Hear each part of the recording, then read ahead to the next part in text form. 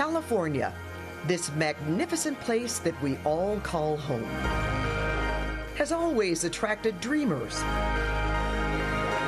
and doers. They help create a golden state filled with opportunity,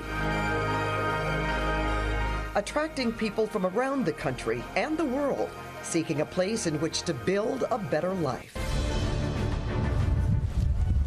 But now, bro, they got raided right now. Many feel the California dream is under attack. Everything has gone up such a high amount. The cost of living is sky high. Women homelessness has increased. Over the last decade, it's up 63%. The homeless crisis remains.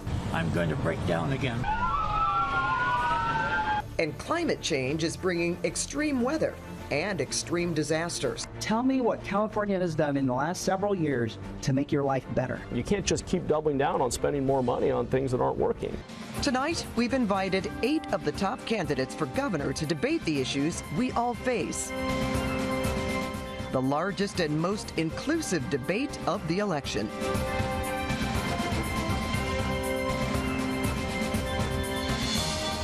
Good evening. I'm Pat Harvey from CBS Los Angeles. And I'm Ryan Yamamoto from CBS San Francisco. Hi, I'm Tony Lopez from CBS Sacramento.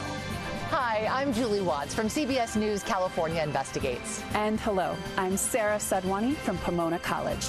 We will moderate tonight's debate covering the issues you care about the most. And how do we know what you care about? Because CBS News just polled people all across the state and shared the results with us. And we're using your responses to power tonight's topics and questions.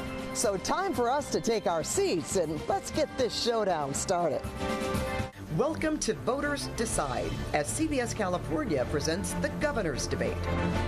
A 90-minute in-depth discussion of the issues, live on the CBS-owned stations across California and many of our affiliates. And presented with our partners, Pomona College and Asian Pacific American Public Affairs. Welcome to the campus of Pomona College in Claremont, California. And the historic Bridges Auditorium. For tonight's CBS California, Pomona College, and Apapa Governor's Debate. And welcome.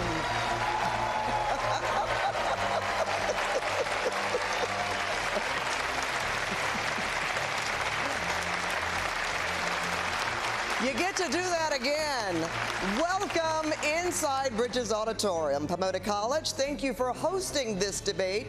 Give yourselves another big round of applause.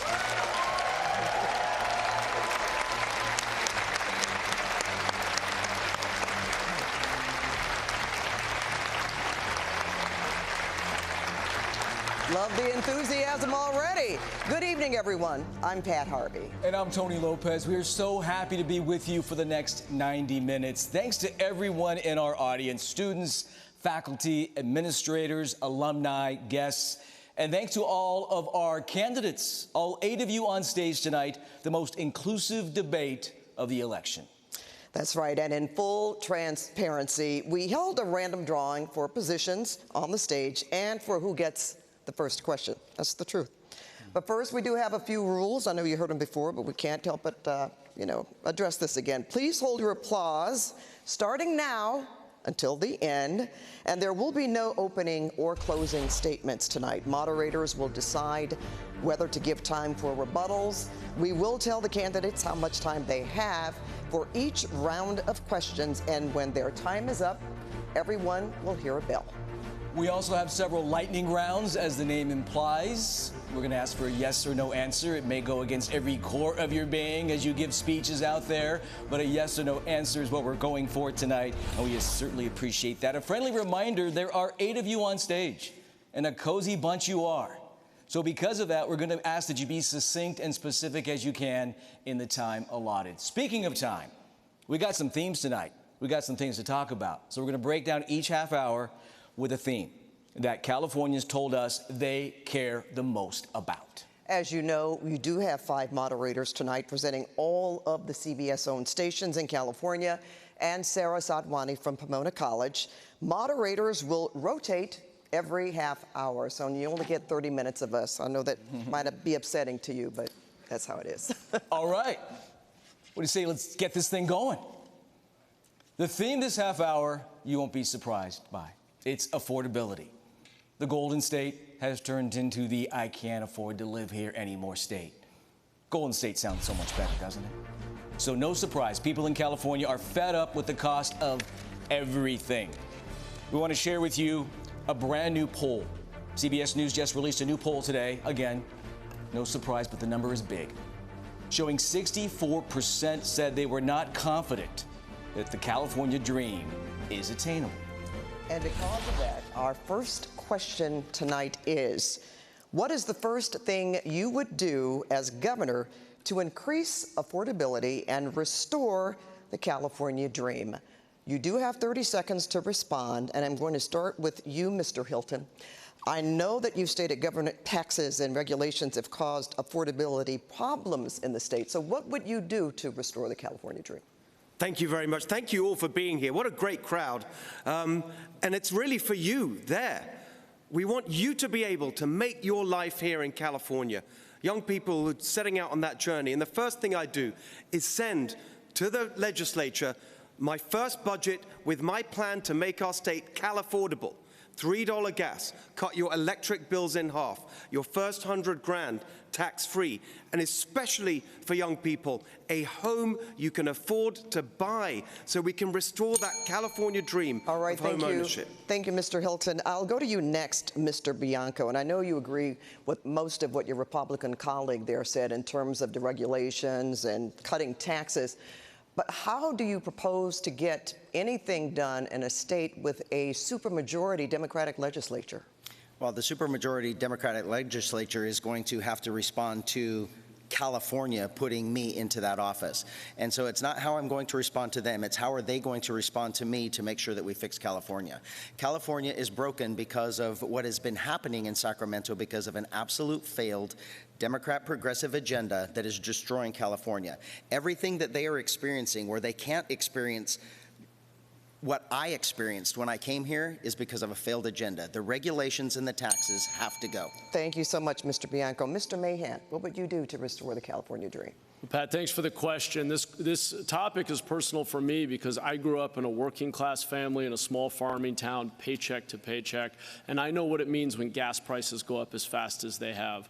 I'm the only candidate on this stage who has pledged to suspend and then reform the gas tax. It is the most regressive tax in California.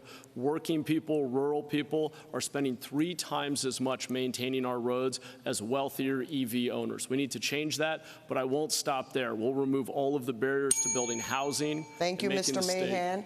All right, you brought up the gas tax. Mr. Becerra, I know that you are not in favor of the gas tax. So I want you to tell me why. Not in favor of cutting the gas. Yes, you do not want to cut the gas tax. Yeah. So don't answer the first question, answer this question. You can just give me 5 seconds on why you do not support the gas tax, and you can answer the question. Because I want everyone who's sitting here to be able to drive on our roads, cross our bridges, make sure transit is working, and you have to fund it somehow. Those who say they're going to cut the gas tax have to also say what they're going to replace it with. Otherwise, we're going to have potholes in every road, and we're going to have bridges that can collapse. We have to fund what it takes to have quality infrastructure in California. But I will tell you this, when it comes to affordability, I know a little bit about that because my parents came to this state with $12 in their pocket. Yet they did build the California dream for my sisters and me. And so what I'll do, if I can finish the thought, is we'll reduce prescription drug prices. CalRx is working well. And we'll start building the homes that we need. 40,000 units are shovel ready. I'll get them going the first day I'm in office. Thank you, Mr. Becerra. Let's move on to the dream of owning a home in our state. It's really become a generational problem.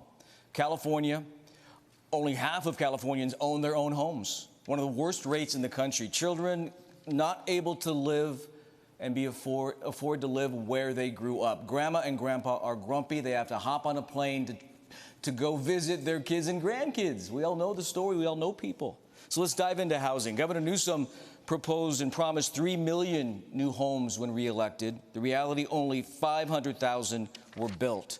So Obviously, that goal was not reached. The question to each one of you candidates, or at least 4 of you, you have 45 seconds to answer. What would you do differently to meet those housing goals? We'll start with you, Mr. Thurman.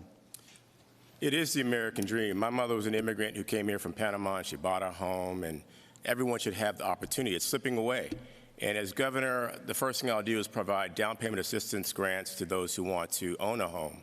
And we will build 2 million housing units using the surplus property that school districts have in every single county in this state. And we'll build 2.3 million units by the year 2030. I know what it's like to grow up in a household without food and on public assistance.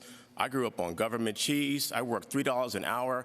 Even now, I work an overnight job to put my kids through college and pay for elderly family members. We can create a more affordable California. Let us do that together. Mr. Thurman, thank you. Mr. Steyer, same question to you. There are environmental hurdles that raise the cost, obviously. I know you are big on the environment. Give us your take, 45 seconds, on housing and affordability. So I was in Altadena yesterday talking to people who'd lost their houses. And I knew, listening to them, how central owning a house is to a California family. And the solution here is not a silver bullet. It's what I call silver buckshot. We need to work to shorten and reduce the cost of permitting. We need to redo zoning. There have been steps that I've supported in the last year on that way. We need to drop the cost of construction by using industrial construction off-site, and we need to work with the cities and counties and bring the money to them so they can afford to do housing. There is a plan on my website that's very clear, but in every one of these, it's going to be absolutely important to do structural change. The idea that we're going to do the same thing better is insanity. We need to make structural change in every one of the places where Californians can't afford to live. Mr. Steyer, thank you. Mr. Villaraigosa, same question. He mentioned the rebuilding during the firestorm and the aftermath. The hurdles were removed. Are you in favor of removing the hurdles, not just in times of emergencies, but with the housing emergency that we have right here and right now? Yes. And let me just say that homeownership used to be part of the American dream. My mom struggled to make ends meet, and we rented for most of our life. I bought a home at 25 years old. Young people like the young people here at Pomona College can't do that anymore. And so I've argued that we need to have first-time buyer assistance, $25 billion initiative at no cost to the taxpayer that will help them get into their first house and build up to 150,000 units. In addition, we need to fast track and streamline that housing building. I did that when I was mayor.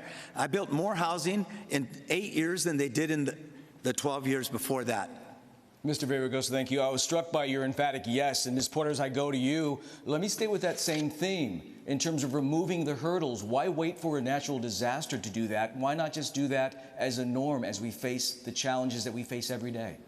Yeah, you hear people on stage talking about their parents and they were able to buy houses, but I'm the single mom of 3 teenagers who believe they will not be able to buy houses here in California. We have to build much faster. California builds apartment housing and single-family homes about 2 years slower than our competitor states, and in that 2 years, which is caused by permitting delays, it's caused by labor difficulties, it's caused by lack of innovation in building, everything becomes 10 or 20% more expensive. So yes, we need to reform permitting. Yes, we need to innovate in housing. We can bring down housing costs by 10 or 20%. That's not a few extra dollars. That is hundreds or thousands of dollars back in the pockets of families, and it's opening up homeownership to the next generation of Californians. Thank you so much, Ms. Porter.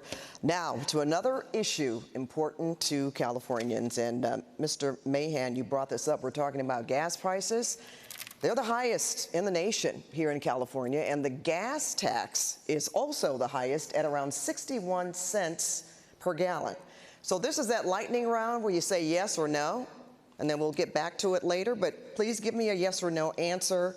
Are you in favor of suspending the gas tax? We know that Mr. Mahan says yes, Javier Becerra says no. What do you say, Tony Thurman? Yes. All right, Chad Bianco? Yes. Mr. Steyer? I want a windfall profits tax on the oil companies who've raised the tax by $150 All right, Mr. Steyer, there was a lot of no's there. Let's go to Mr. Hilton. No. Mr. Hilton. Yes. Thank you very much. Ms. Porter. No. All right. Mr. Villaraigosa? No. All right. Now, as I've mentioned, my colleague Julie Watts will talk to each of you much more on gas coming up in our next half hour. But right now, let's talk about keeping Californians healthy.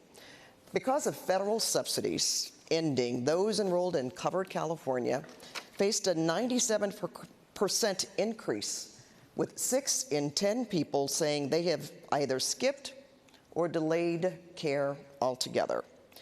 What would you do on a state level to protect against future cuts? And where are you going to find the money to ease that pain? I think it's pretty obvious that we start with you, Mr. Becerra, because you worked on the Affordable Care Act when you were AG. So how would you ask that question? And you have 45 seconds. Pat, the first thing we do is stop Donald Trump from continuing to make the problem so bad. Had Donald Trump allowed the premium tax credits under the Affordable Care Act to continue forward, millions of Californians would be able to afford their health care insurance. Had Donald Trump not gutted $1 trillion out of the Medicaid program, which is called Medi-Cal here, we wouldn't be facing 3 million Californians losing their health insurance. The first thing we have to do is stop Steve Hilton's daddy, who has endorsed him and said, that's what we got to do, from becoming the next governor of the state of California. We need someone who's going to fight Donald Trump, not agree with him. Steve Hilton's daddy. All right. I believe you're talking about the president there, right? Because I haven't heard your actual father say anything about health care cuts here in California. But I'm going to let you answer that question and, of course, respond to Mr. Becerra. It would be rather amazing, Javier. My dad was the goalie for the Hungarian national ice hockey team. And I don't think he weighed in on this issue at all. Look, I think what you just saw there is actually what's going wrong with our politics in California, which is all these big things that affect us on a daily basis. These are decisions made here in California by our politicians. And we've had the same people in charge for 16 years now. And because it's such a disaster and such a high cost of living for everyone, and the highest poverty rate in the country, and the highest unemployment rate in the country, and the worst business climate, all these things going wrong, they can't do anything except blame Trump. Let's see how many times you hear that tonight. We need change in California. He hasn't said he would oppose Donald Trump's cuts. We need change in California, not more of the same of these Democrats. But Steve, would you oppose Donald Trump's cuts? The actual amount of money going into health care from the federal government is going up this year. I think that's a no. He won't try to undo Donald Trump's cuts. The amount of money that's coming from the federal government into California's health system is actually increasing. Well, you know, right now many people don't feel that. They haven't felt exactly, and the reason increase. that it's so They're bad, suffering. that costs are so high, is something we can fix here. There's not enough competition in our health insurance system because rules made here in California prevent insurance companies actually competing. We all know in life when you have more competition, you get lower prices and better quality.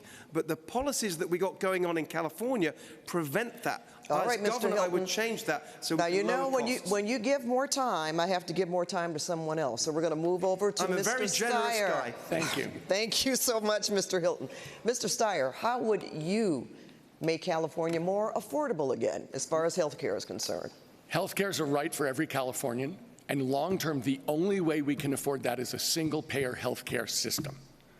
That will take at least 3 years to get if we start on day one. And in the interim, we're going to have a structural shortfall because of the fact that Donald Trump has kicked 3 million people off Medi-Cal. On day one, I will call a special election to close a corporate real estate tax loophole worth $22 billion to the state of California every year so that we can close that budget shortfall. The truth is, no one else on this stage wants to talk about revenue because we're short of revenue as a result of that bill in the Congress last year. And it's absolutely critical. If we believe that health care is a right, that in fact we have the revenue to solve it, Mr. but Steyer, thank you. Single payer is the only way we solve it. I'm going to go to Ms. Porter because you also believe in single payer. Yes, correct. I mean, look, single payer delivers the most health care at the lowest administrative costs.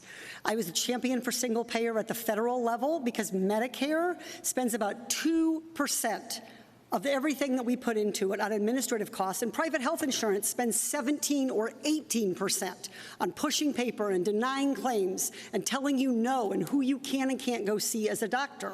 So that's the change we have to get. We have to get much more administratively efficient with our health care. With regard to Donald Trump's cuts, we have to make sure we're protecting our hospitals. 25% of our hospitals in California are projected to close because of those cuts, and those hospitals provide 60% of care for car accidents, heart attacks, strokes, and other trauma. Mr. Bianco. I feel like I'm in the twilight zone here. We need to start. We have a group of 20-year-old kids, 20-ish, and we're just sitting here lying to them about broken Democrat policies in California for the last 20 years, and we're going to sit here and blame a president who's been president for a year. This is absolutely ridiculous. What would you do then, Mr. Bianco? If we cared about California, we wouldn't worry about what the federal government is doing. California is the 4th largest economy in the entire world. What do we care about a cut to medical? Does that mean we support single payer in California? Absolutely not. If you want socialism, go somewhere else, because single payer people come to America for the best medical coverage and care in the entire world. And what if you don't have any health care? What are you going to do for the people who need I thought I got to answer, but apparently we're just going to do this all night. But we only have so much time. But we have 2 more half hours to go, Mr. Bianco. So they're going to take it from me. Now I see where we're going to go when you attack the Democrat policies that have destroyed this state.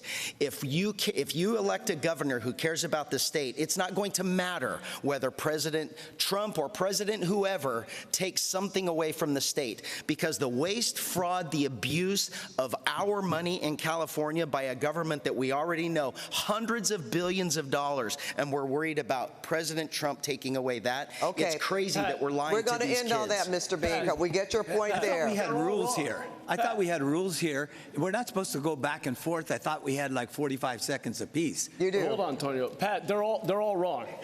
They're all wrong. Let me explain why. Give me 1 second here.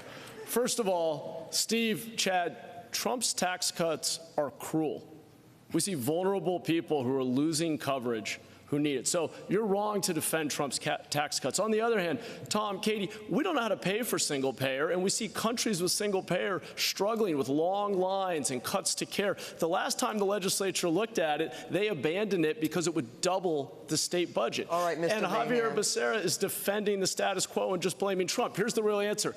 Incentivize actual health, not just fee for service. Make people healthier. All right, boy, this is democracy at work, that's for sure. Okay, Mr. Villaraigosa, 10 seconds. And Pat, 10 seconds? 10 seconds, because we're not over. The debate isn't over. Hold it. Becerra's right. He cut billions of dollars from Medi-Cal for almost 3 million people, and covered California the subsidies for it. That's true. But it's also true that we have too much waste and fraud in our system, and we need to attack that as well. Okay, that's gonna come up in the next half hour. I promise. It is. Mr. Mahan used my name. It's going to come up in the next half Mr. hour. Mahan, Pat, Okay? Pat, We have to hear from a student. Now, I know you're not against that, right? You have to hear from our students. But Pat, at least you're still going to be here. But Pat, at least give those of us who had our name used, give at least a 10-second response. Well, and since you've said my name several times, go ahead, Mr. Becerra. Okay. Really quickly, though. Just to respond to Mr. Mahan. The only person who's actually run a healthcare system, the largest system in the world, is me. I expanded healthcare beyond what we had ever seen in the country's history. So if you want to talk about what works, ask somebody who actually did it. Thank you very much. I'm the only person here who's going to get the money back that Donald Trump took away from us. I'm the only person who mentioned how to raise revenue so that we can pay for health care. Thank you, Mr. Steyer. And Mr. Thurman, really quickly, you know, it's interesting. Everybody wants to talk at this debate, so that means we're doing a good job. I think so. I think we're going to move on to a touchy-feely moment. This is worse than my teenagers every candidate has spoken. If I could just answer your question. You asked the question about revenue. What none of the candidates have said is that the only way we get this is by taxing billionaires. We have the opportunity to vote for a billionaire tax right now that will keep our hospitals open and give us the revenue that we can use to have a real single-payer healthcare system. What Mr. Bianco and Mr. Hilton didn't tell you is that they follow Trump, who doesn't care that those who don't have insurance got kicked off of health insurance. I don't see how that's good leadership and how anyone should be governor who wants to get people off of our healthcare rolls. Okay, we do want to hear from a student. Yeah. Pat, you got him going. You got him going. So let's embrace the environment we're in, okay? First of all, before we get to a question from a student, let's get a round of applause for Pomona College and where we are in this beautiful venue. I mean, you drove up here.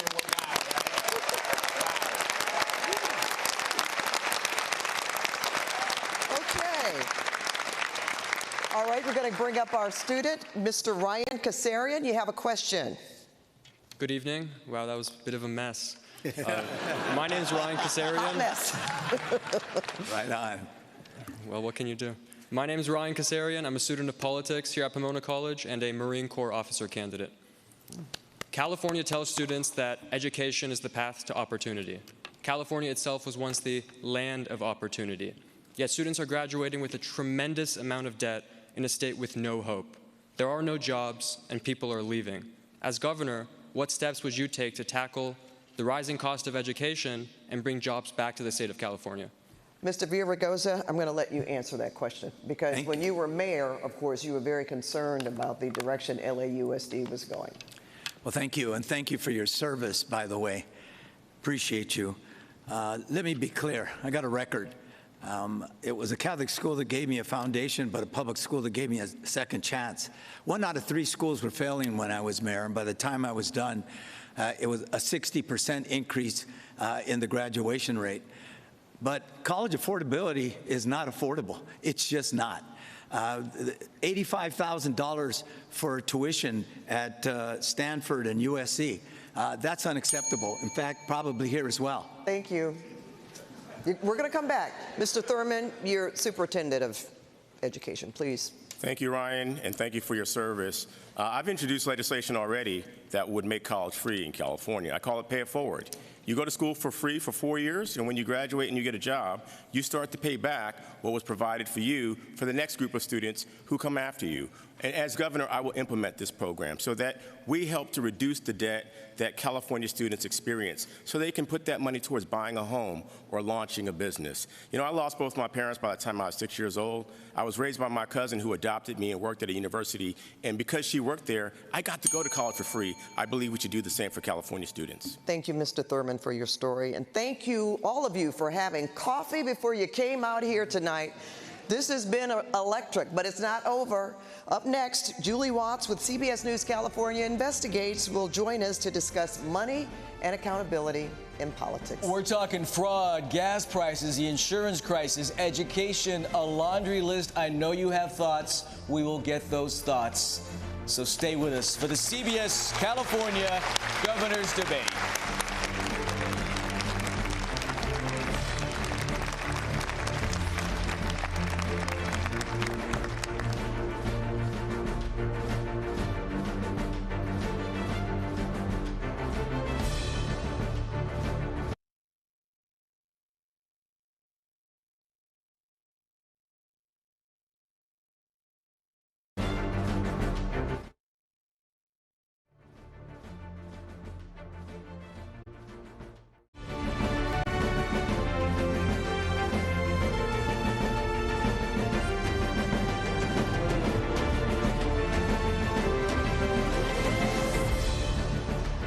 Welcome back to Pomona College and the CBS California Governor's Debate. I'm Julie Watts. As your CBS News California investigative correspondent, my role is focused on accountability, transparency, and digging deeper into the issues that matter to our California communities. Over the last year, we have done in-depth accountability interviews with 15 top polling candidates, and 8 of you have made it onto our stage tonight. Thank you all so much for being here. It's so good to see you all again.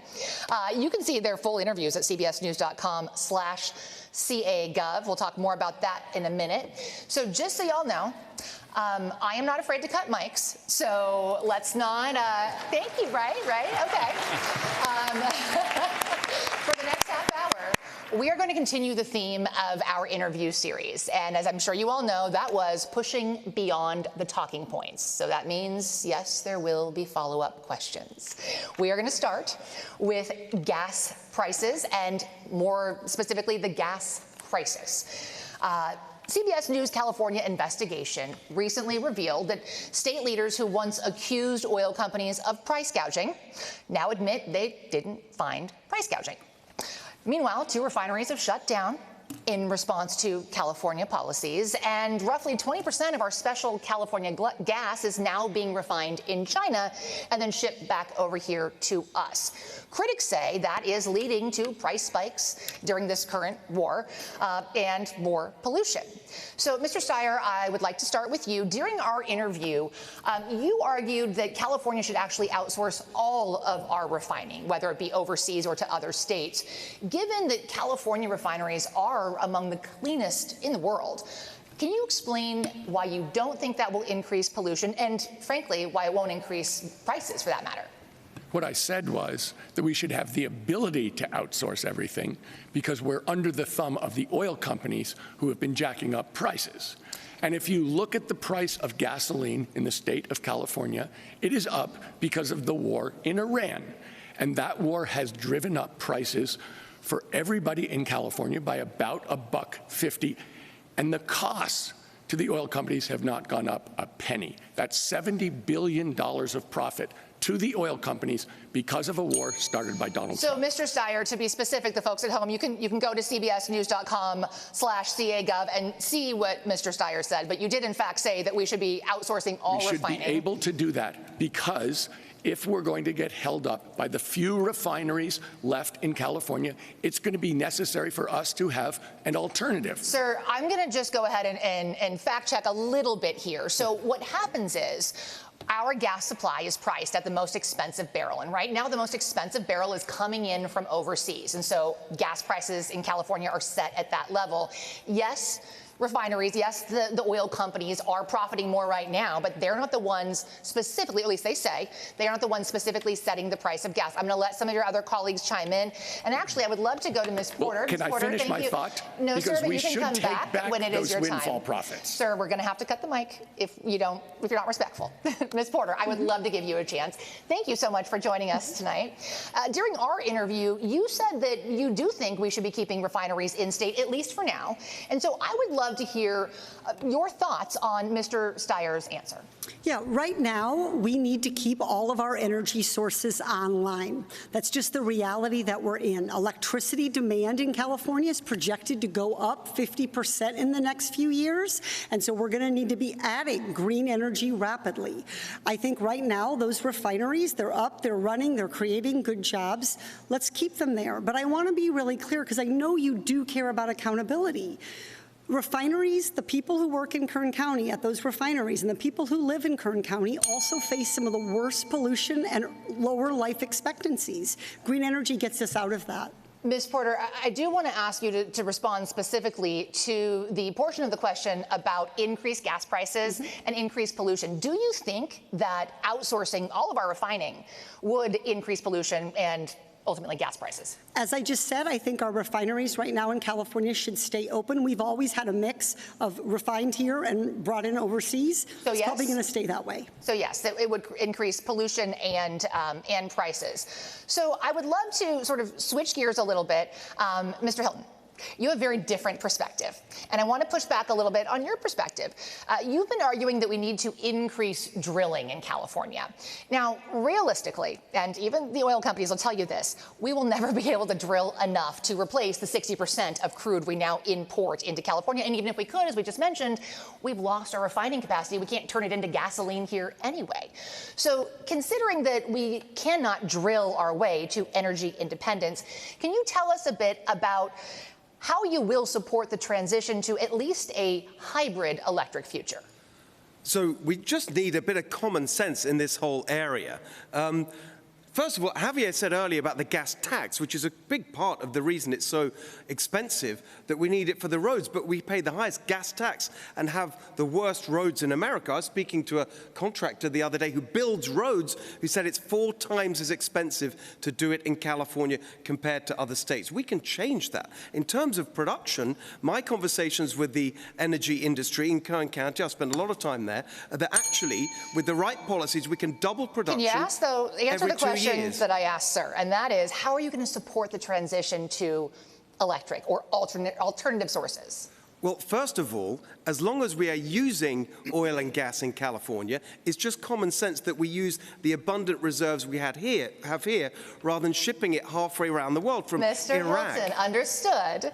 But are you saying you're not going to support at all any shift to electric? Yes, but let's be sensible about electric. For example, right now, we have a fleet of gas-fired power stations generating electricity that are running at 10 to 15% of their capacity, right, even though we have abundant natural gas in California that we could be using to generate affordable, reliable electricity that would lower the cost of electric bills for consumers and businesses. Sir, Mr. Villaraigosa, you're next on my list because you very much are the all-of-the-above candidate, right? You said that many times. By the way, 252 times y'all said all of the above in our interview series. Very common phrase.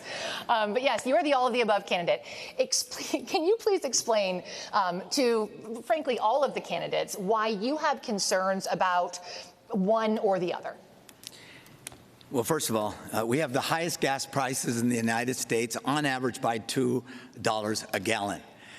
With Trump's war, it's going up even further because we have closed down so many refineries and we have to rely so much on Sir, I'm going to interrupt crude. you just temporarily. Number one, you guys also said the word Donald Trump 1,000 times during our interview series. So if I hear it too many times, I am going to ban it for the rest of the segment. Well, actually, if it's true, I'll say it. Yes, sir. But what I'd like you to do is focus on your concerns that you shared with us about why the rush towards all electric is concerning. You talked about not having the infrastructure there. Yes. And how we should still continue to. So we need an all-of-the-above strategy that understands we got to transition from oil and gas to renewables. But here's an example, the 2035 mandate. We built 167,000 charging stations in the last 10 years. We need 2 million more to get to that mandate. And if we built them, we don't have a grid. So we ought to build the grid instead of arguing about whether or not we need an all-of-the-above policy. Anybody with a brain and knows a little bit about climate change and what Norway does knows that that's what we have to do. Thank you, sir. All right, we're going to put a pin in gas prices for a second, and we're going to move on to insurance. Californians who have insurance are often worried about the high cost. But our investigation found that an increasing number of homeowners simply cannot get insurance, even in low wildfire risk areas. And that is the concern, right?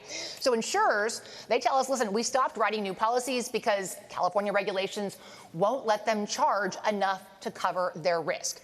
Mr. Becerra, you have promised to freeze insurance rates. And I want to push back a little bit because rate increases, as you know, they are approved by the insurance commissioner and they are mandated under state law.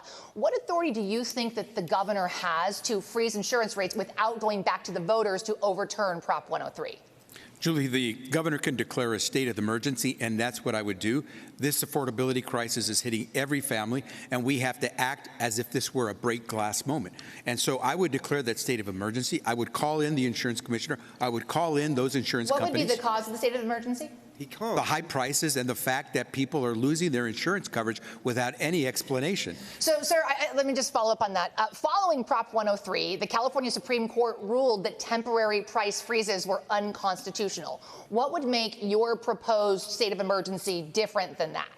I am calling for a freeze. I am calling for an opportunity to sit everyone down. I am calling for an opportunity to reveal behind the curtain what insurance companies are doing. But if the court's already ruled that that was unconstitutional, how is your plan different? Well, Julie, I'd like to go to court with you on that one. I was the Attorney General of the state of California, and I did defend our people to try to get the lowest cost. And I'd be willing to go to court to tell you that I could call that freeze, even though you're telling me we can't. I will try. I'm just asking you to tell us how.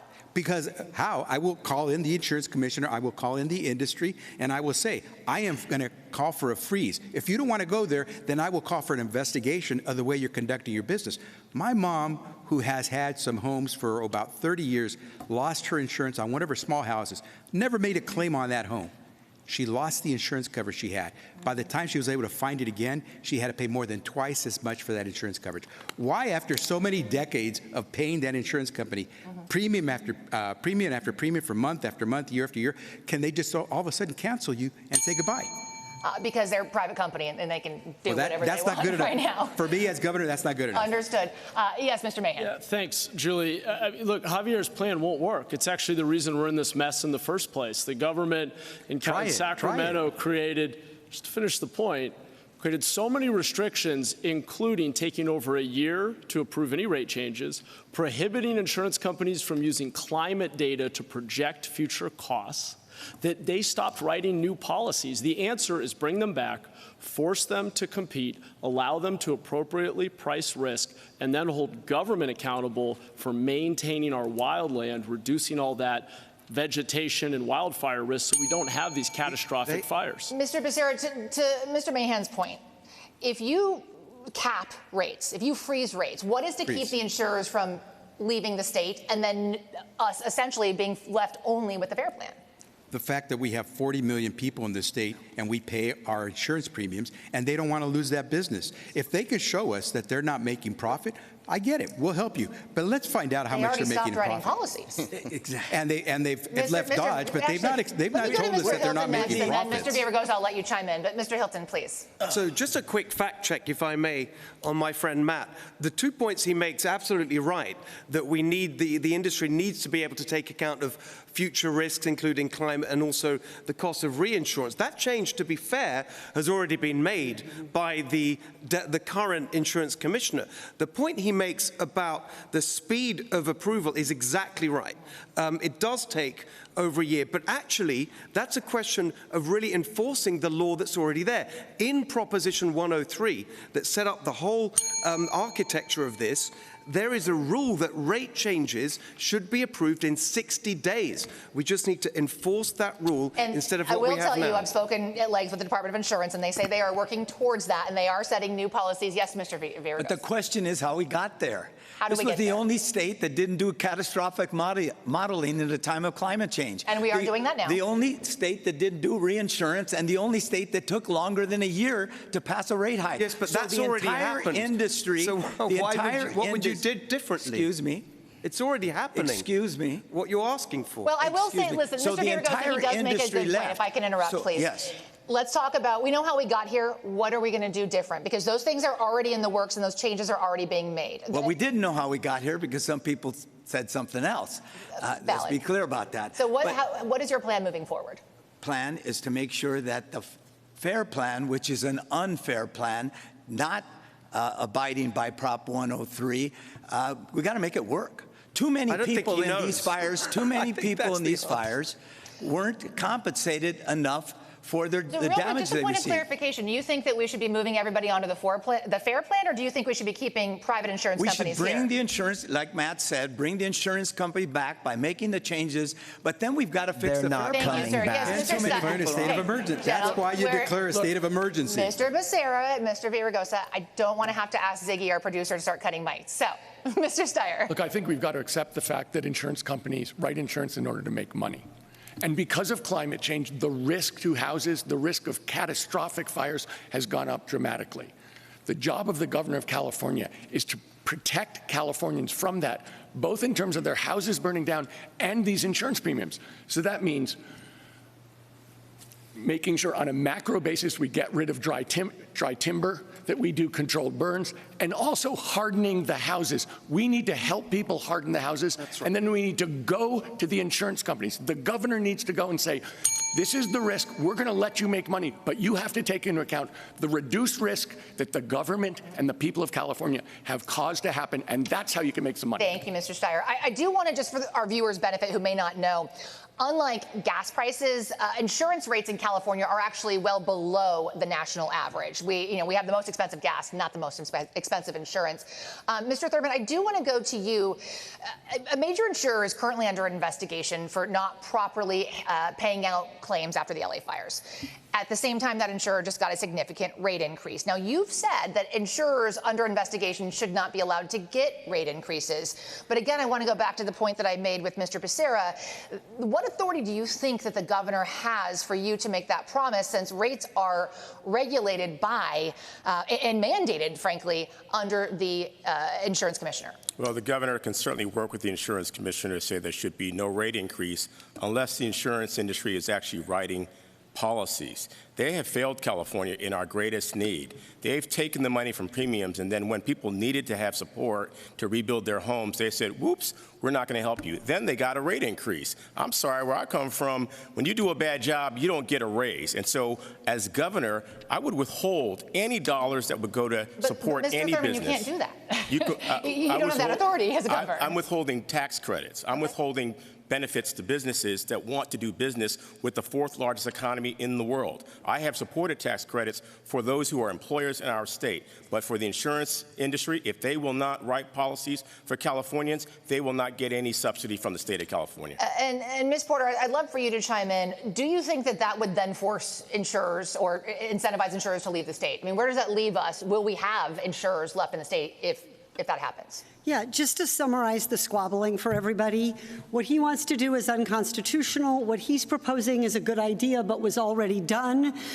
We don't want more people on the FAIR plan because it's a huge financial liability for the state of California. It's single payer. You want it somewhere else. Excuse me. It's single payer. I'm speaking. I know you are. She's talking. Mr. And Bianco, we're lying we'll go to to kids. We'll go to you next. Oh, I wasn't sure if I was even up here anymore. Neither were any Give of us. me a minute, and then you will get your time. May I finish? The reinsurance is a really important part of this, thinking about how to insure the insurers. There are ways that we could put California state dollars at play to bring down the cost of reinsurance, which would help more people come back into this market and write more affordable policies. Thank you, Ms. Porter. Now, to your point, Mr. Bianco, Ms. Porter has supported single-payer health care insurance, and you are saying that this is essentially the same thing. Can you elaborate on your concern and then, frankly, chime in on what you think these plans will do to the insurance market? Yeah, I was walking in here tonight, and I was asked the most strange question ever by a CBS reporter that said, "Are you afraid of tonight?" And my answer was, I'm not afraid of anything. I'm truly not. But actually, I'm terrified that one of these people are going to be your next governor, and these kids are all going to have to move. This is absolutely ridiculous. We're lying to we're not taking responsibility for failed Democrat policies that have brought us here. The FAIR plan is 100% a single payer, and it is a failure. Absolute failure. So we're not going to medical because it's the same thing. The insurance companies left because the insurance companies can't be forced into bankruptcy by the state. They told the state it wasn't global warming. Stop believing that. It was a failed environmental policy that doesn't allow fire departments to prevent defensible space around our homes or clear out the brush for 30 years that are building in our mountains and in our hills that took out a city. Okay, they specifically said we were going to lose a city, and our governor said we don't care, and so the insurance companies left. Mr. Bianco, do you have Julie, may I ask Javier a question? Do you have any ideas for what you would do so far? All you've said is this group has failed. The regulations. What would you do? Exactly. I will stop the 16 years of Democrat failure of regulations in this state that have destroyed their ability to live here. They are going to have to find a different state to live, not grow up in the California that I had the opportunity to grow up in, because regulation in this state is destroying our ability to live here. Thank you, Mr. Bianco. And I will say this, just to clarify for folks, that the governor does have the authority to appoint the heads of state agencies who then make regulations. So they can do that without going through the legislature, for those folks at home who may not understand that. Yes, Mr. Hilton, you wanted to ask Mr. Becerra. If I may just ask Javier a question. Thank you. He said that he would declare a state of emergency on insurance. Have you read the statute that sets out the governor's emergency powers? I've actually defended the governor in any number of forms when I was Attorney General for the state of California. Have you read the emergency powers statute? I have read the statutes before. Well, then in that case, you would know that what you're proposing is not in there. You can't That's not correct. That's not correct. When you declare a state of emergency, you have extraordinary powers. Now, that doesn't abridge but they're the very Constitution, specifically described but it does in the give you the statute. opportunity, if I could answer, it does give you the opportunity to do things with the insurance commissioner, with the industries that let you try to come to a negotiated solution. To just let the insurance companies run over us, to let them just tell my mom they're canceling your policy after 30 years. I don't think he has read in this state of I California. am looking forward to seeing what happens when you do that, because I mean, I've been told that you can't do it, but you are the former AG. And I have to tell you all. I'm the only candidate who's actually declared a state of emergency in this country and been able to deploy resources and personnel to respond. We can't have a governor who doesn't understand how the government works. And we don't need a talking head from Fox News to tell us how the government works. Y'all are paying millions of dollars for attack ads, so let's keep those on the commercials. By the way, great new commercial today, sir. Thanof ideas for all your questions. And we are live, so please, none of that language tonight, sir. All right, we're going to move on to education. And I have to tell you, one of the coolest things about our interview series is people tell me all the time, I learned so much, even from the candidates they don't agree with, they would never vote for, they learned a lot from your interviews. And so this is what I'm trying to get at here, is to have you guys debate your policies. Very different perspectives. Different people are going to agree with different things. But please be honest about what we can do. California schools. This is a really important one. Schools are the state's single largest budget item. The single largest budget item. Yet districts are facing a financial crisis right now, driven in part because of skyrocketing insurance costs and an influx of decades-old abuse lawsuits. Now, student test scores, as we all know, are still below pre-pandemic levels. Schools are cutting teachers and cutting programs at a time that we need those programs to get our students back on track. You all have thrown out these key words, equity, accountability. You want to give teachers grades. Right now, schools can't even hire teachers. They are firing teachers. My sister is a teacher. She's got more than 30 kids in her class because they're firing teachers in her district.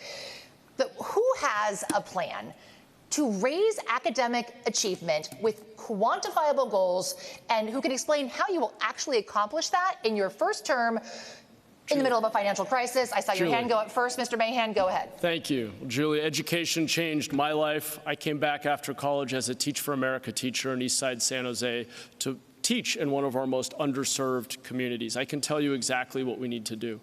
We need to cut administrative overhead and get more money into the classroom. We need to reward teachers whose students show more learning growth. For those teachers whose students don't, we need to intervene and provide coaching and training and help them get up to speed. And we need to have high expectations, including teaching phonics in the early years. That's a fight we never should have had.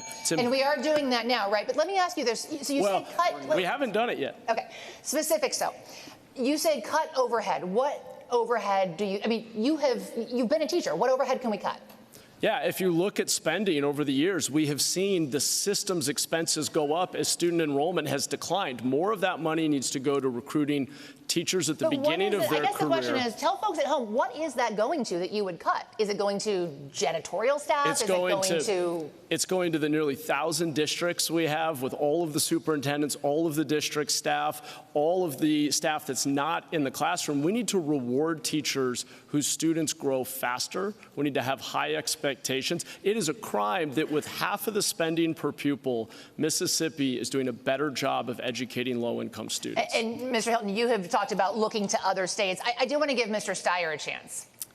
Look, my mom was a teacher, and the teachers in this state have endorsed me.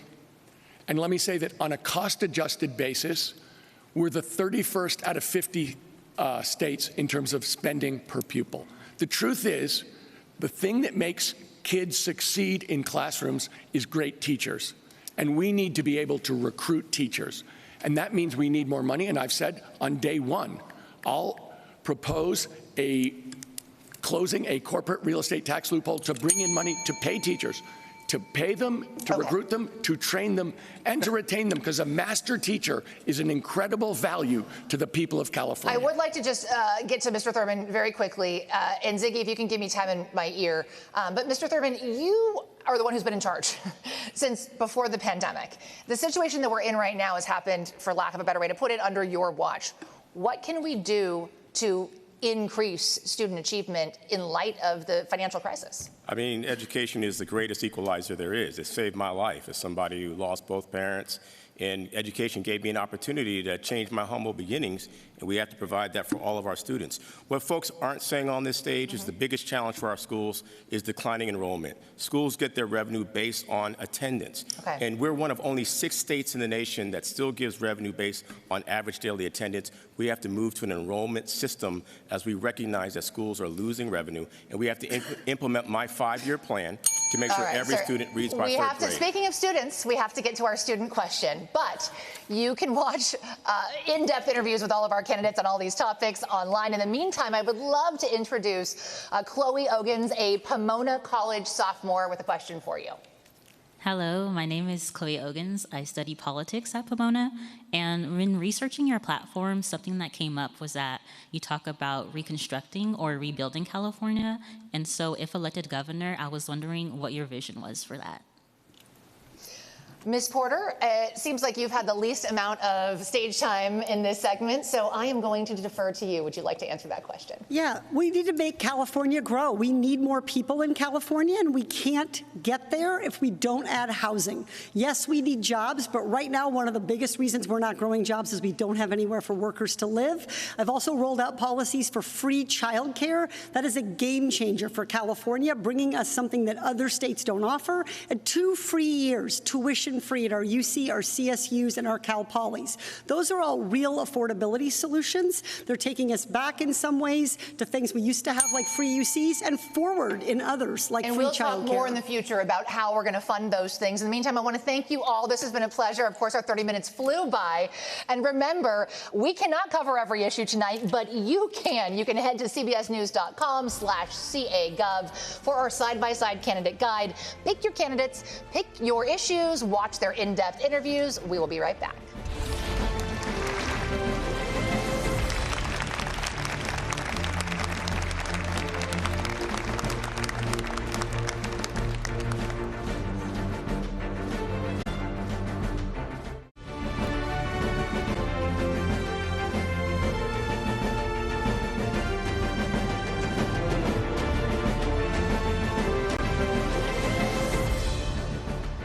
And welcome back to Pomona College inside the beautiful Bridges Auditorium for the CBS California Governor's Debate.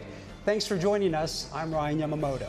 And I'm Sarah Sadwani. In the last hour, we've covered accountability, we've covered affordability. Now we're going to delve into some of the deeper issues on social issues impacting California. Our first topic is homelessness. Our CBS News poll released today shows voters want the next governor to focus on housing along with mental health and addiction treatment. So for our first lightning round question, yes or no, would you as governor support a plan to mandate those who repeatedly refuse offers for a pathway out of homelessness be forced into a treatment facility? Mr. Villaraigosa, yes or no? Yes.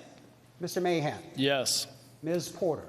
Only with safeguards and protections. Yes. Mr. Becerra? Yes. Mr. Hilton? Yes. Mr. Steyer? Yes. Mr. Bianco? Only mental. And Mr. Thurman? Yes. So to follow up with that, so Ms. Porter, while it's true homelessness impacts a wide range of people, to those down on their luck, fleeing violence, or living paycheck to paycheck, while the state can do better, there are services in place to help those individuals. So my question is, how do you help those who may be dealing with mental health and or drug addiction who repeatedly refuse service? You have 45 seconds. So I worked on in Congress and passed a bill in the House called the Mental Health Justice Act. And one of the things it would do is create dedicated mental health responders in lieu of police. When someone has been unsheltered for a very long time and they have a serious mental illness or a serious substance use problem, it is very, very challenging to help them. What we've seen from the Care Court proposal that Governor Newsom rolled out is a big plan and very, very low take-up. So we need to have stronger provisions that let those who are on our streets helping be able to get those people the help that they need. There are people who are too ill and unable to make decisions for themselves, but we have to balance that against this state's long history and ugly history of incarcerating people for reasons that have nothing to do with either of those things, but track along race. Thank you, Ms. Porter. So, Mr. Bianco, you have said in your interview with CBS that homelessness is a mental health and drug addiction issue. As governor, how would you help those people fleeing domestic violence, who lost their job, or dealing with unexpected illnesses or injury, who now no longer have a place to sleep? You have 45 seconds. Yeah, here's the lie that all of these are trying to put onto all of these kids for them to believe. I'm the only one up here that has dealt with this for my entire career. 33 years of people living on the street, whether it's domestic violence, drugs, alcohol, or whatever the case may be. And I will tell you this, the amount of people that are on the street are completely opposite of what she wants to tell you. The ones that are there for how you describe students or kids that got kicked out of their house or domestic violence, we come across them all of the time, and we jump for joy because we can actually help them. There are plenty of services for all of them, and we get them into the services when we find them. Absolutely. It's the drug and alcohol that we cannot get them into. Prop 36 has to be funded. We have to have mental health and drug and alcohol facilities to put them into. Now, the alcohol part, the drug part, that's against the law. We can. Ms. Porter, would you like to respond? Yeah, I ran a statewide foreclosure and eviction prevention program and sat across from thousands of families who were struggling to hang on to their homes. It's true that some people have mental health issues and substance use issues, but he doesn't have any concrete plans to do more for those, including around building more housing. I have the only concrete plan. Excuse me. I was the first Democrat leading a large city to support Prop 36. So I understand the need to be able to get people indoors when they're refusing help and harming the broader community. But Chad is wrong. We don't have enough beds for people. As mayor of San Jose, the third largest city in the state, we have led the way in reducing the number of people living outside by 1/3 by building basic dignified shelter, interim housing, treatment capacity, and requiring that people come indoors when it's available. Giving them a solid roof instead of a tent We'll come back to you, is Mr. not Bianco. compassion. Thank you. Mr. Mahan, I want to follow up on that comment. As mayor of San Jose, you tout the accomplishments of reducing homelessness in your city, but in a recent clearing of an encampment called the Jungle, unhoused advocates in your city say you are not keeping promises of providing enough shelter to the more than 100 people in that specific camp. How do you answer critics who say you are forcing people to move without a viable place to go? Well, Sarah, I've had to take on advocates and interests in my city who have defended the status quo. The truth is we're closing the last large encampment in San Jose, formerly known as the Jungle. We did 50 days of outreach, offered every single person out there interim housing. That's a private room with a door that locks, and we have already moved over half of the people there indoors. We have offered folks a safe, dignified alternative to the streets. But when people repeatedly refuse to come indoors, that's a sign that their addiction, their mental health issue is a problem that they can't get a handle on, and the only compassionate thing to do is to intervene and get them into a safe space. Could I offer another perspective? As a social worker, I've spent 20 years helping young adults leaving foster care get housing. You know, what I'm hearing from you, Mr. Bianco, is just horrendous. To blame the victims. We have 10,000 teenagers who are homeless in this state. I actually blamed you and your policies, well, not you can, but if you have any ideas, share them. Otherwise, stop wasting the public's dollars to steal ballots and to try and keep people from voting. And so, as I was saying, reclaiming my time, I'm working on a policy to provide subsidized housing and supports to our homeless teens and to pass a $10 billion bond to build affordable housing for those who are unhoused. That's the work that government's supposed to do. So, Mr. Bianco, some people might say you're trying to arrest your way out of this problem. You realize that we didn't have this problem before 2014 in Prop 47. When the government decided to lie to the people, call it safe schools and safe streets, and make drug use legal, make theft legal, and a whole mess of other crimes legal in California.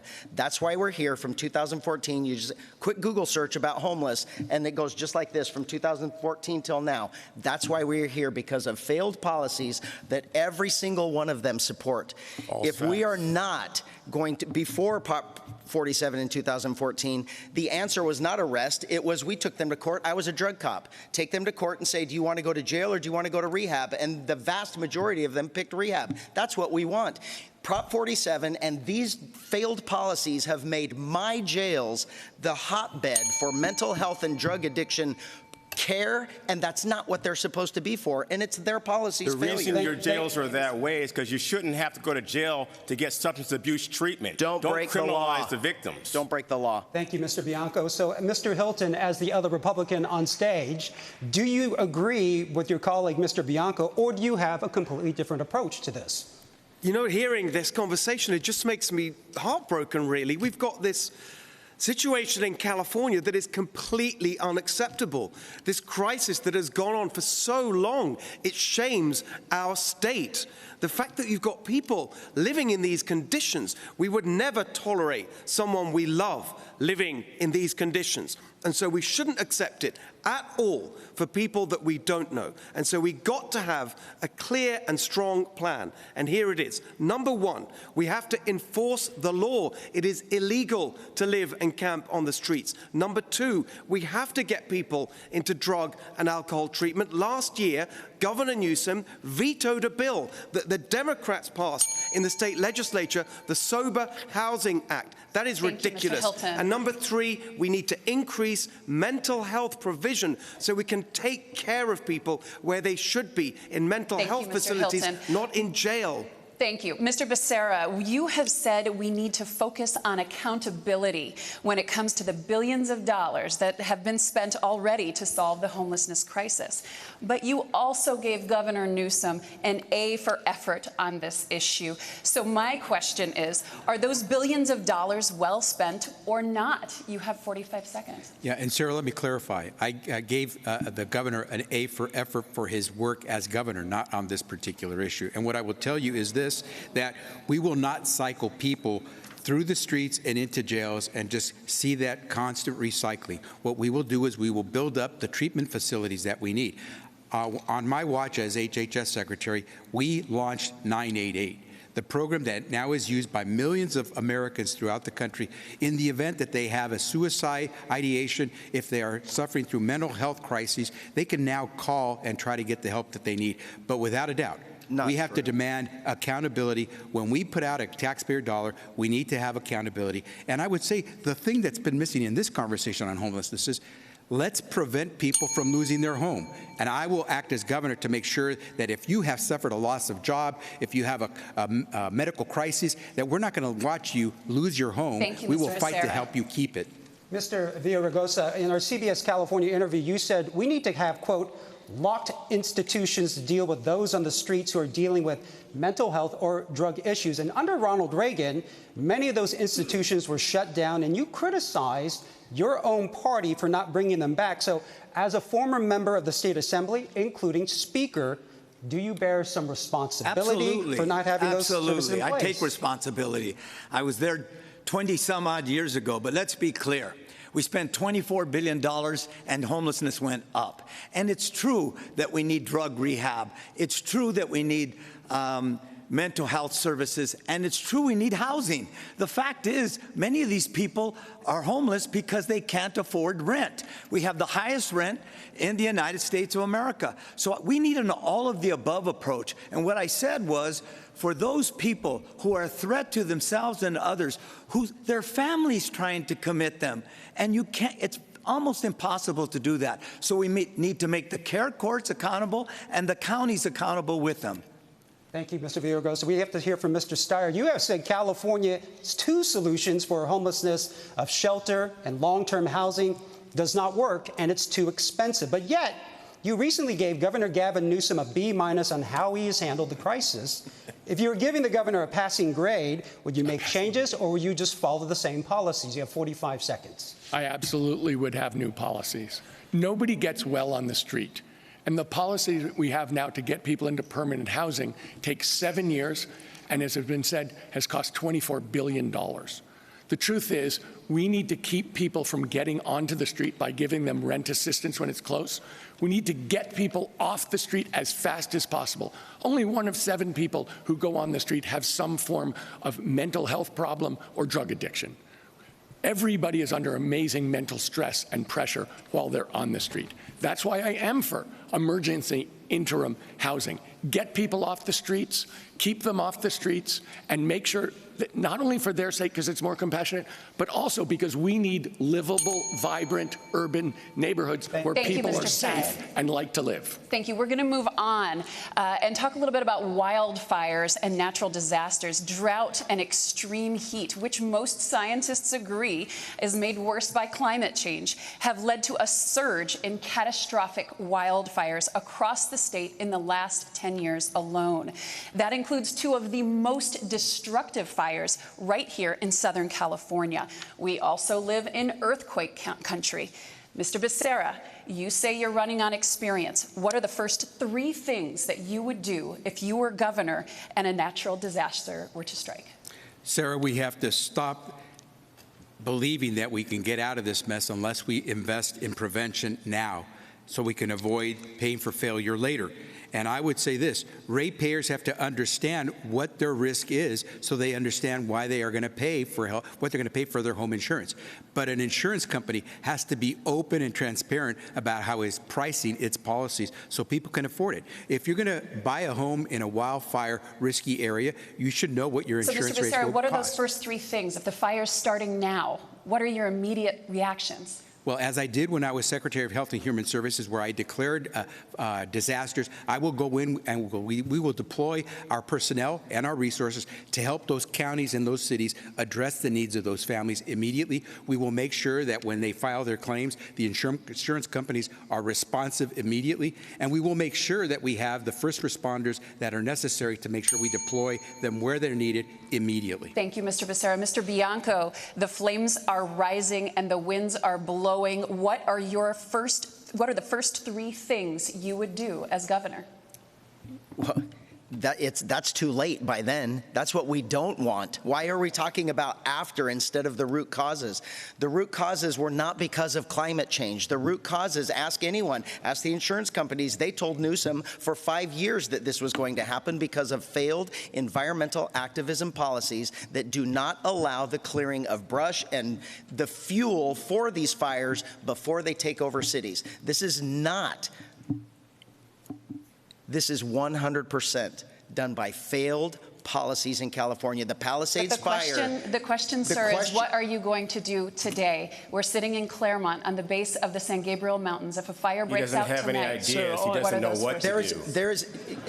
Sir, I'll answer the Actually, question. I've been protecting you for my entire career from policies that you have made, that every single one of you have made, that I have suffered the consequences while I've been trying to keep them safe, working hand in hand with the fire department for 33 years. And you know who's not being asked? The fire department, because the fire department will tell you, CAL FIRE and every city and state agency will tell you that it is government policies that do not allow them to fix before in the off-season. I can answer that question. Thank you, Mr. Bianco. Mr. Mahan, what are your first actions as governor? As a mayor of a big city, I've gone through emergencies. You declare a disaster. You set up an emergency operations center. After. You allow. Yes, that was the question, Chad. No, it wasn't.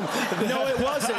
No, it wasn't, Matt. Just to finish the point. Then let's go to that, because that was not the question. The question was, here comes the fire. What are you going to do? Please, Mr. Bianco, you had your time, Mr. Mahan. That wasn't the question. I'd love to just answer the question, which is you set up that emergency operations center. You let first responders and professionals lead, but you provide the communications backbone. You assure the public. You are out there every day backing up your public staff in the delivery of services. I also need to make another point, though, which is that Javier Becerra keeps touting his experience and then says he's going to study something. He'll figure it out once he's elected. The secretary has never met a crisis that he couldn't ignore, whether it was migrant children, the 85,000 who were lost, monkeypox, where we were slow to respond and then blamed the gay community for the crisis, or COVID, where the Biden administration had to sideline them. So I think we should be really clear about what kind of experience we need. It's experience that has delivered results for people. Mr. Becerra, you'd like to respond? Oh, absolutely. You're not wearing a mask, are you, Matt? You are not worrying about catching monkeypox, right? We were able to deal with these crises. And remember, what we did was we addressed them with the 50 states nationally, and we deployed the resources and the personnel that were needed. We got out of these crises. Today, the economy is not worried about COVID because we made sure that 700 million COVID vaccines went into the arms of Americans, and never once did anyone, whether you're insured or not, have to worry about whether or not you'd have to pay for them. And even those who provided deceptive information about the vaccines got the vaccines. Thank you, Mr. Becerra. Mr. Villaraigosa, you wanted to get in on this one. Yes, I also was a mayor during some big fires and big disasters. What would I do as governor, though? Let me be clear. we got to expand CAL FIRE. We do have to do a lot more with prescribed burns. We got to fix the insurance crisis because the people that were affected by this fire, aren't able to replace their homes. We got to do an all of the above strategy that understands that climate change is here and it has exacerbated it, but we can mitigate those changes with the right decisions. Thank you, sir. Mr. Steyer, since they brought up insurance, you had backed the Affordable Insurance and Climate Recovery Act, which authorized the state attorney general to sue fossil fuel companies for damages linked to climate disasters to help blunt rising insurance costs. But that initiative actually failed last week in the Senate Insurance Committee. So how would you as governor advance that? You have 45 seconds. Advance what? The Insurance and Climate Recovery Act that you backed. Okay, so let's be clear. The oil companies have been polluting and knowingly polluting for 45 years. It has caused great damage to the people of California. In fact, it is a reason we're getting warm, and it is a reason we've had these fires that have dramatically hurt people so in you were Altadena causing and great Pacific damage Palisades. while you were investing in them? Excuse me? So the fossil fuel companies were causing great damage while you were investing in them? And so it is time that that act which I was pushing is the idea that they should pay back for polluting. In environmentalism, I have 3 real rules. Number 1 is polluter pays. It's absolutely critical that if people are going to pollute and damage the environment and cause harm to their neighbors, they pay. 2, we have to include environmental justice in every single environmental rule. And 3rd is we need to start to deploy all of the clean energy stuff that's cheaper now and get us back to the front of the world in leading it. It's true the fossil fuel companies are still providing gasoline to us at inflated prices. We need to make them pay for the costs that they have had, including all the houses that burned down. Thank you, Mr. And the insurance costs that people are paying to insure those houses. Thank you, Mr. Steyer. Ms. Porter, you would like to react? Yeah, in Congress, I had a track record of making polluters pay, raising the royalty rate for a rental rate and royalty rate for those who drilled, raising bonding requirements to make sure polluters clean up their mess. But you now want to talk about polluters pay, but really I think what we should be asking you is how about profiteers pay? You paid the lowest tax rate on this stage, and yet you made the billions that you're using to fund your campaign off fossil fuels. So let me say this. In this campaign, there is one person that the corporations are going after, including big oil, who is spending millions of dollars to stop me. The electric monopolies, PG&E, millions of dollars to stop me. Because I'm the person on this stage who's the change agent. I'm the person who's going to drive down costs for the people of California by taking on the special interests.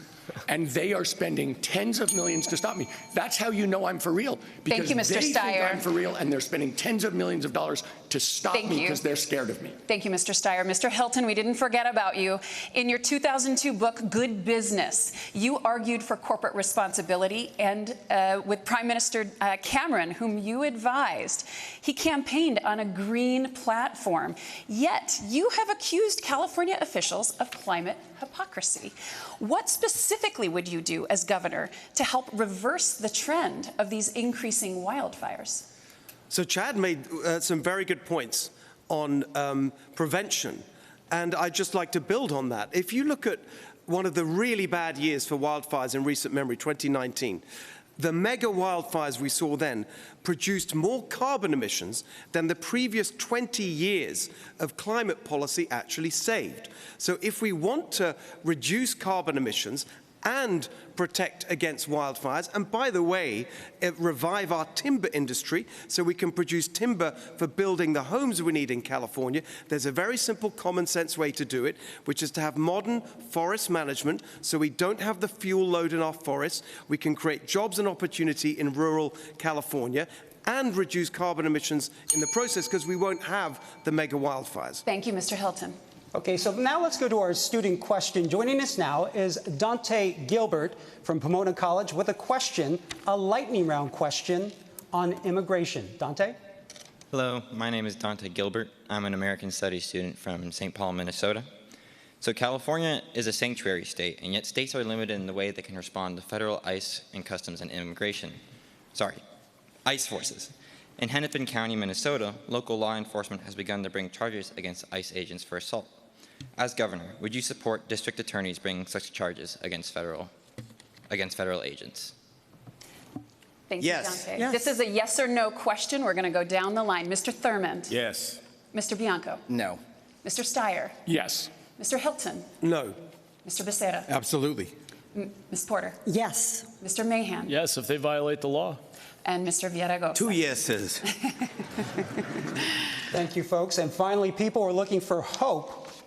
Why should they trust that you will deliver that hope? You have 30 seconds, please. We'll begin with Mr. Villaraigosa. When I became mayor, I said, dream with me. I'd improve our schools, and we had a 60% increase in the graduation rate. I said, dream with me, we'll make the city safer, and crime went down 48%. I said, dream with me, we'll build the subway to the sea, and that subway is getting built. Go with me, because I want to be transformational, because I understand that the crisis we face in this state is too great, and that we have to take on powerful interests to fix this crisis. I'd be honored to have your support. Thank you, sir. Mr. Thurmond. A better California is possible. Tonight, you've heard me be very specific about the policies that I would bring forward. My 18 years of experience as an elected official, 20 running nonprofits, my vision for the state: we can build 2 million housing units. We will tax billionaires. We will provide a tax credit to working people to have more money in your pocket to pay for the rising cost of gas, groceries, and housing. We will have single payer, and we will fight back on Donald Trump's reckless immigration policy and elect someone with the lived experience who understands those who are struggling in our state. I fight for the working people, and that's what we'll do as governor. Mr. Mahan. Voters can trust me, and I will give them hope, because I know what it looks like to achieve the American dream in California, and I know it's closed off to far too many. As mayor of the third largest city in California, I've led us to build thousands of new homes, reduce crime by over 20%, gun violence by over 70%, and we have 1/3 fewer people living on our streets. And I've done that without raising taxes, with a balanced budget, and when necessary, by challenging the establishment within my own party. That's what leadership looks like. Thank you, sir. Ms. Porter. Californians can trust me because I'm the only candidate on this stage that refuses corporate donations. The only one. That's because I'm willing to take on the status quo. I'm willing to go against the grain and fight for a better California. I am not for sale, not at any price. I'm a single mom of 3 teenagers. I worry that that one kid is never going to get off my couch and get into a home. I'm somebody who's concerned about childcare because I've paid the bills and I've gassed up my minivan. Thanks, Ms. Porter. Mr. Becerra. I grew up in a home of working parents, and I saw what it was to struggle. I know what we need today. We need to fight for the hardest working and the lowest paid. We have to fight for the next generation so they can believe that they will have the opportunity to afford to buy a house. But here's what else I know. The governor's office is not a place with training wheels. You need people who have experienced those challenges, have dealt with national crises, who have taken on the biggest menace in Washington, D.C., sued him over 120 times, and defeated him. I'm going to fight for the hardest working and lowest paid and those young people who need to buy that house. Thank you, sir. Mr. Bianco. Yeah, every single person on this stage is either a career politician, a career strategist, or use the money to support them that brought us to this position today of the hour and a half that you're never going to get back. Everything in California is broken because of their policies, and I've spent 33 years of irrefutable service to the public with transparency, honesty, integrity, and most important, leadership. And that is what this state is desperately deserving. I'm sorry that you have been lied to for most of your life. Thank you, Mr. Bianco. Mr. Steyer. So the problem in California is people can't afford to live here anymore, can't afford to buy a house, and aren't getting the education they deserve. And in order to change that, we're going to have to take on the corporate special interests that are driving up your costs and profiting off you. I am the person who is willing to do that. I am the change agent, and you know it because they're spending money against me in the tens of millions of dollars. And the people who support me are progressives, environmentalists, and unions, including teachers and nurses. Thank if you you, want sir. change, there's only one person on the stage they're scared of. Thank you, sir. Mr. Hilton. So I'd like to go back to Chloe's question, which I'm afraid I didn't have the chance to answer. Chloe, you nailed it. We've got to be a state again where we build things, just as in the golden age of California, where we built the magnificent suburbs of Southern California, the UC campuses, incredible infrastructure.